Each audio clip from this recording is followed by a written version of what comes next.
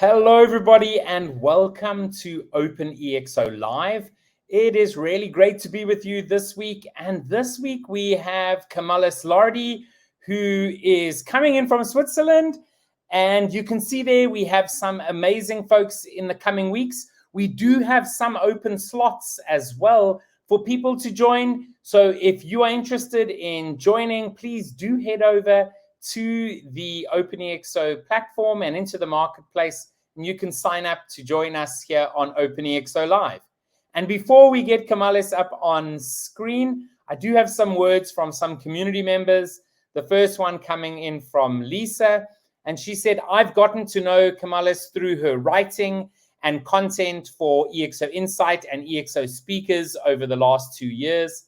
Her passion for transformative impact is evident in the work that she does and in her writing. She's very knowledgeable on various topics and stays on top of current trends. She's someone that inspires those around her and is a pleasure to work with. And then we also have from Anne Riley, Kamales has that rare combination of being extremely tech savvy and having high emotional intelligence. This makes her a great communicator and leader, full of energy and enthusiasm for tech for good. Kamales is also very focused on bringing more women into the tech world.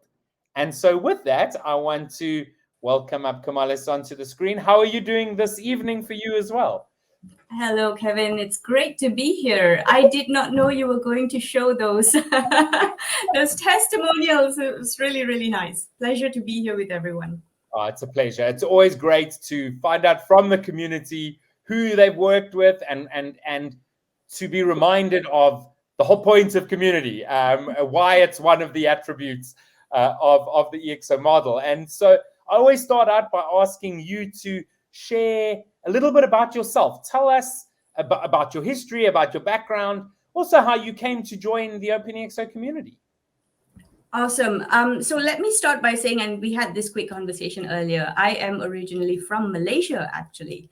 I came over to Europe about almost 18 years ago to do my MBA and ended up staying here in Switzerland because I married a Swiss husband. So it's been quite an interesting journey over the years. I've had over 22 years of experience in management consultancy as well as in digital business transformation. I've worked across various regions throughout my career, from Asia to Africa to Europe, Middle East, and so on. A lot of the work that I've done has really concentrated on the corporate business side, helping large and middle-sized organizations understand the value of technology and creating business returns or business value out of those technologies as well. So I've spent a number of years working across various different industries, helping leadership teams, board members, as well as functional leads understand the transformation that could occur through leveraging technology. I've also spent some time teaching at various universities. I was teaching quite a bit at Durham University, where I did my MBA. I'm still a teaching fellow there. And I've taught at several universities here in Switzerland as well. And recently, I wrote a book on the human side of digital business transformation, which is now out on Amazon. One thing I have to add is that I recently joined a company called Valtech here in Switzerland. It's a global organization. And here in Switzerland, we have about 140 people, and we specialize in digital business transformation as well.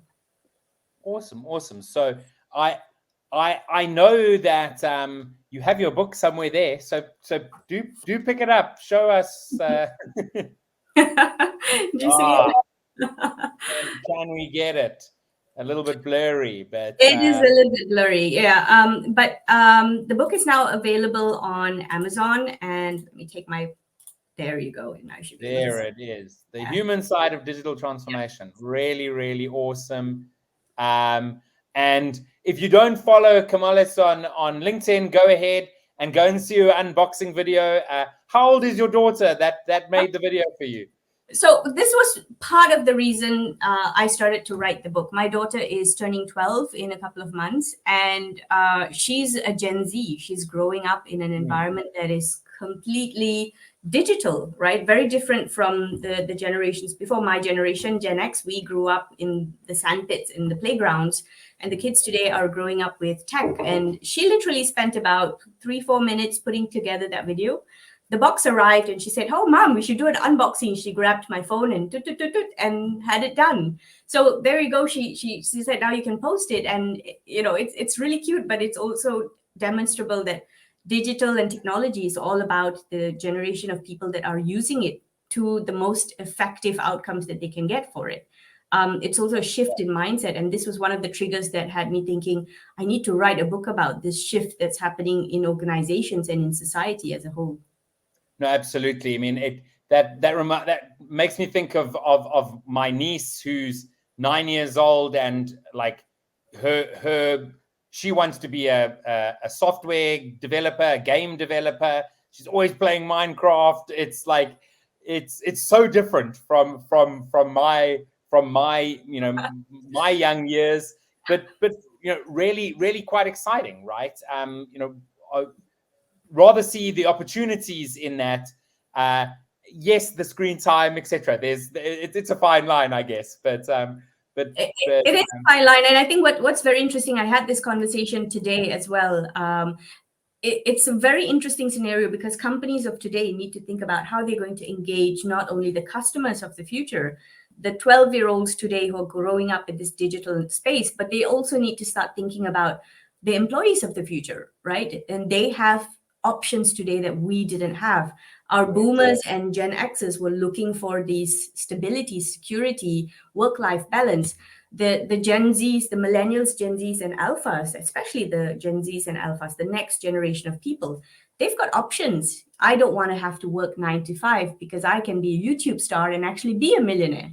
And this is what technology has enabled over the last decade or so, right? It's shifted the things that we can do. It's created this exponential change in our global landscape. It's created exponential opportunities as well.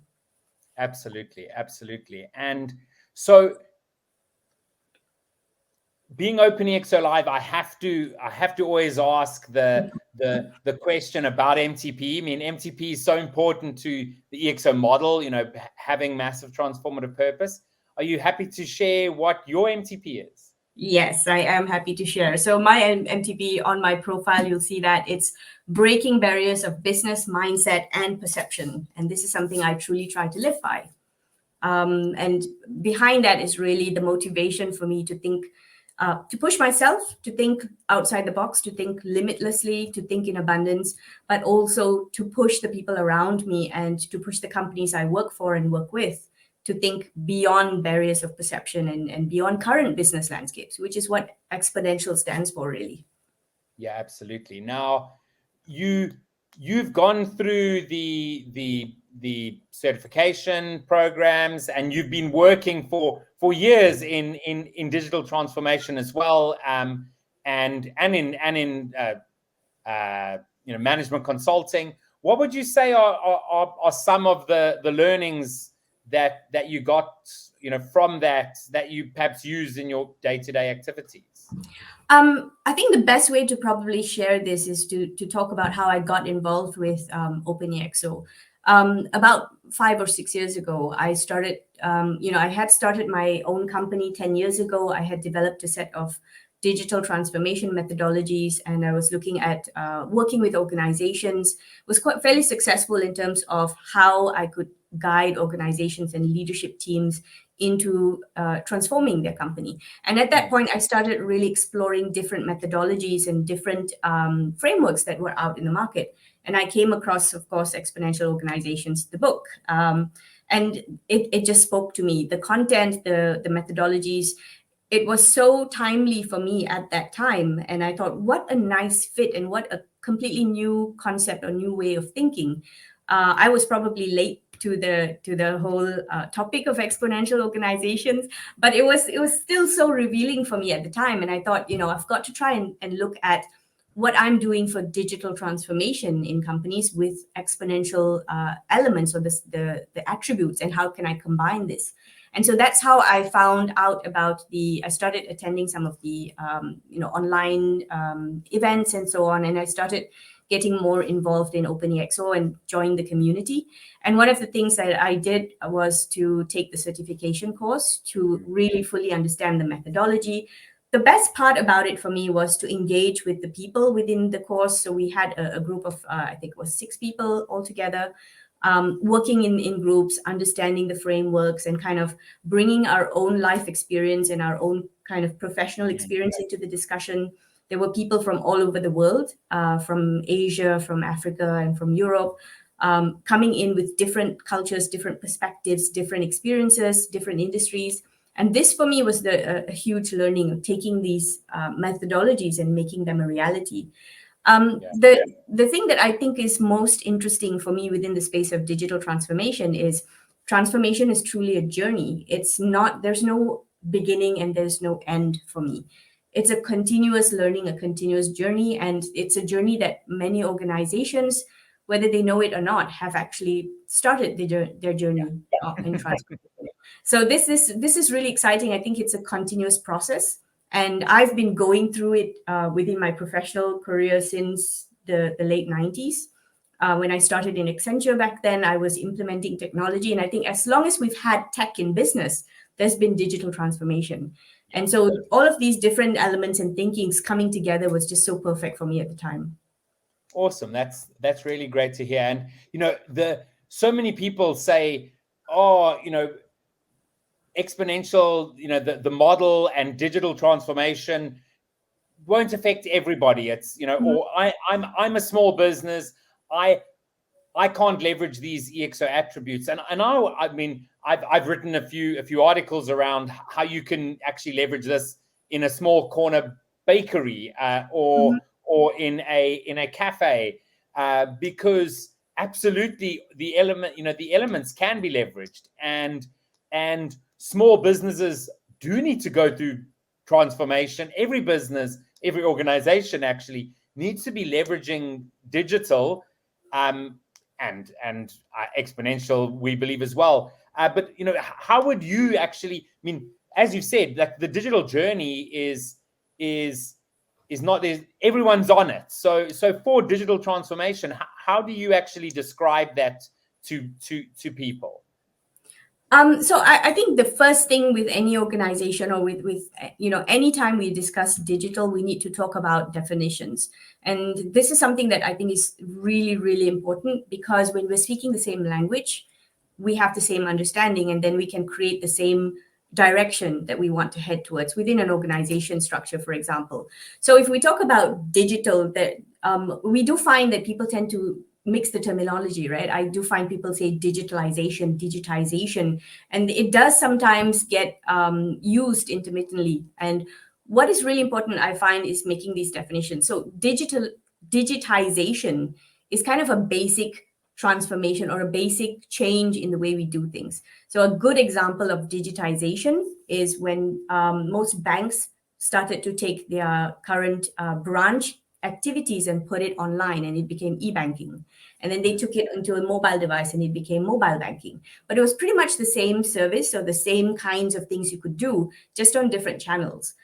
This would be digitization. When we say digitalization, we're talking about a function that can be digitized. So let's say we take a marketing function and we want to automate and transform some of their functions, or an operations function where you would implement robotics process automation and create digitalization of the operations. Both of these elements have a strong technology impact, or have a strong can be leveraged with technology. However, it has a limited return. After a certain point, you don't get that exponential return anymore. Whereas digital transformation, that's really an end-to-end change within your organization. The way you do things, the kinds of the ways of working, the processes behind it, the offerings you have in the market, products and services, the way you engage with your customers, all of these elements, it's an end-to-end change, and it's a journey that you take your company on. And that could have a possibility of creating exponential change for organizations. So it's quite important to have the distinction between the different terminologies as well.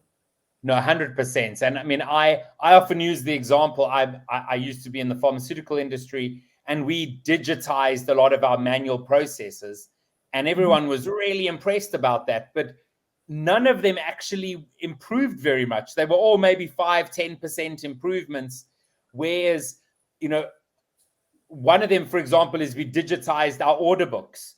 And Mhm. what I said is, why don't we get rid of the order books completely and use an algorithm to do the work for us? And we don't need to ever order, an algorithm does it for us, and we then tweak the algorithm, right? That's Yeah. a completely different way of looking at it. And that's where you can get those 10x improvements as opposed to just the 10%, right? Now, Exactly. What was the the reaction when you recommended that, though? well, I was at the time, I was still a 20 something, and I was told, you're young, you're stupid, you don't know what you're doing. I then We've I all then been there. ended I then ended up going to business school and in going to work for a startup. So so it didn't it and I'm pretty sure that the processes they're using are still exactly the same today. We've all been there, though. We've all been Yeah. there. Absolutely. Now, during any sort of transformation process, we often speak about core and edge, right? And the Mhm. fact that radical things in the core tend to have you know have immune responses. How do you tell people to sort of balance that core and edge? I think this was the biggest learning that I got out of the OpenExO course, right? Because I come from the core side of things, and I think maybe for some of the listeners, we might need to distinguish core and edge. Core being the traditional organization or the existing organization, and edge being the new innovative business model that might come out of the exponential initiatives. So I come from the core side of things, and I've always been in the corporate side of business. And so coming into this space where innovation and thinking outside the box and pushing boundaries, these were really new elements for me. The one thing I had to then do is reconcile the two topics. So how do you take these new innovative elements into a traditional organization or an incumbent organization? What are some of the key things that need to get done? A traditional company or an existing organization, it's like the Titanic, right? It's a really large structure that finds it very difficult to make any kind of shift or change or turn. And this is where innovation goes to die sometimes, if we're very honest about it. And so what we need to do is kind of marry these two elements together. And so this is what I've tried to do in the book with my methodology as well, helping organizations look at their core structure. What are some of the things that need to be transformed within your organization? It could be within 4 different building blocks: customer experience design, products and services, people, process, and operations, as well as business models. And any kind of initiative, transformation initiative, would fall within some of these, within these 4 building blocks. Now, within these 4 building blocks as well, if you push the boundary a little bit more and apply new exponential technologies or disruptive technologies, you can actually then go into an edge initiative. And a good example of this, recently we partnered with Exponential, another company that exists in Dubai, part of the EXO community. And we did a digital maturity gap assessment for a company in Oman. And this was exactly the perfect use case, because we took the digital transformation methodology that I have and applied it within the organization to look at a gap where you are today, where you want to get to with your vision. What are some of the strategic initiatives that could take place in order to fill this gap? And some of those initiatives were core initiatives, for example, upskilling your existing employee base. And other initiatives then go into the edge, which were like, for example, utilizing robotics to optimize the business further. So we could identify really core and edge initiatives, and then we could prioritize them and say, these are the ones that need to straight away take place. And then these are the ones that you need to have, for example, moonshot business evaluations that can identify how you implement these new ideas. And I think the harmony that we were able to find with these initiatives were extremely positive. The clients could straight away, even though they were a very traditional incumbent organization, they could immediately see this is the journey, this is what we need to start doing, here's the innovative pieces, and here are the things that we need to do within our own organization. So that was a really nice example for us as well. Yeah, no, 100%. And so in terms of the ideas and scale attributes, you know, how do you see those fitting within, you know, digital transformation and the way you see that? So I think, because digital transformation is an end-to-end organization-wide change, we break it down into these 4 building blocks, and we kind of tackle, bite-sized pieces. So for an organization, we might be able to prioritize the customer experience as the quick win or a priority area to change. Eventually, you change all of the building block areas and you touch every element in the organization, but you're able to prioritize and say, let's address one first. And within that, there's a nice fit with ideas and scales attributes.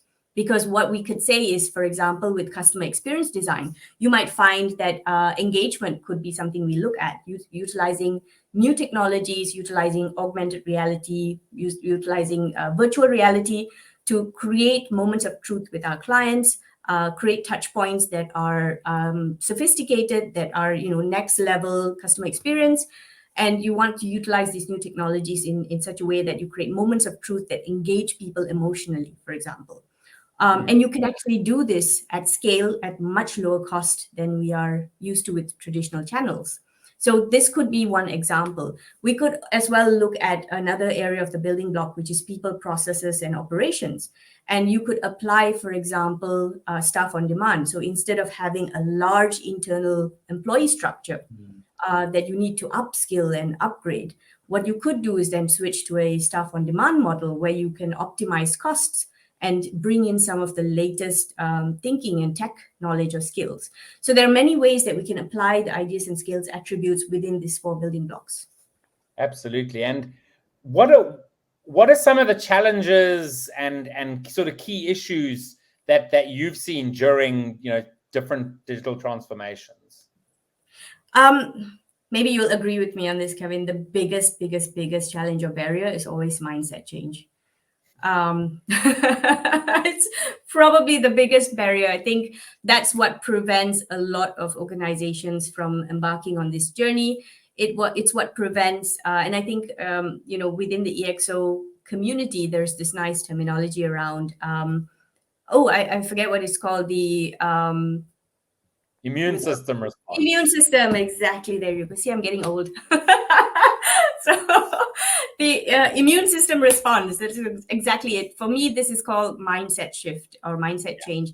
It's a big barrier because we are living within a specific bubble a lot of times within organizations. We've done things a certain way for such a long time. And this creates a situation where we, resist any kind of change. And with this resistance comes the challenge of not being able to implement to the fullest what we would like to implement. Other things really include, I think there are fear responses of people because they don't have the right capabilities or skill sets, the lack of understanding for the capabilities of technologies, as well as, one of the biggest things, and I do address this in the book as well, is this something called dual transformation, where you have an existing organization with core systems, traditional infrastructure, and so on. And then you have these edge initiatives that are dynamic, that have new technology applications and so on, and they don't match or they don't marry together. So interoperability within these systems is a critical piece as well. So how do you manage as an organization these new dynamic systems and these traditional core systems as well? And we all know core system replacement can take many years and can be a really, really painful process. So what should a company do and how do you manage the investments across these 2 areas? So those are some of the key barriers I've seen. No, absolutely. And the human element is so important. I mean, I guess, the title of your book being about the human side, at the end of the day, organizations currently are made up of humans. Perhaps those will be augmented humans in the future, because we can all be augmented today. If you use GPT-3, you're augmented. Actually, we're augmented because we use this. Exactly. I cannot live without that. Every single day, I'm asking my phone to tell me if it's 10 a.m. here, what's the time in Kuala Lumpur? Because it's much easier than me looking it up, right? It'll just tell me. But the human element's so important, right? I guess, what are some other key messages that maybe you want to share that come from the book?